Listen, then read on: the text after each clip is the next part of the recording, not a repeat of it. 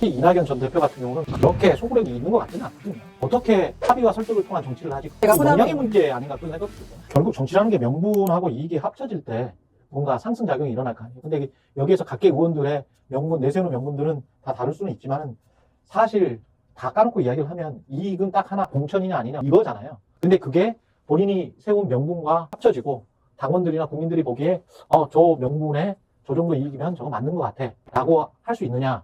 근데 지금으로 봐서는 특히 이낙연 전 대표 같은 경우는 뭐 그렇게 소구력이 있는 것 같지는 않거든요. 전반적으로 명분이라고 할 만한 내용이 그러니까 이재명 대표가 민주당을 뭐 사당화했다. 예. 그래서 이제 민주당의 내부에 어떤 정당 민주주의가 없다. 뭐 이런 내용들이지 않습니까? 그렇죠. 근데 그런 명분이 이제 탈당이라는 어떤 행위와 연결이 되려면은 이것을 고칠 수가 없는 상태이다라는 게 국민들에게 각인이 될 정도로 설득이 잘 돼야 되는데 그러니까 이준석 전 대표처럼 완전히 대표에서 물러나고 경찰 수사권이랄지 이런 것들이 전면 부상하고 개인적으로 모욕을 주고 그러면서 당에서 쫓겨나가는 것 같은 그런 모양새가 있었는가가 또 중요한 것 같아요. 그렇죠. 그래서 예. 만약에 이재명 대표 중심의 민주당의 주요한 어떤 역할이나 이런 것들을 맡은 그러한 사람들은 뭐 이게 사당화에 대한 비판이라든가 정당 민주주의의 뭐 질식이라든가 이런 비판에 좀 동의할 수도 있을지 몰라요. 그런 분들은. 그런데 이 당원 수준 그리고 또 좀 연성 지지층 이 수준만 해도 그게 어떤 것일까에 대해서는 10% 와닿는 건 없는 거거든요. 그 지금 탈당한다고 하시는 이 네 분의 의원들의 어떤 주장만 봐서는 예. 지금 당장 어떤 공천의 결과나 이런 것들이 또 눈앞에 드러난 것도 아니지 않습니까? 예. 그렇기 때문에 명분의 문제에 있어서 그리고 그 명분과 탈당을 연결하는 이런 연결고리에 있어서 공감을 한다거나 또 그런 국면은 오기가 어려운 것 같고 지금 상황에서는 예.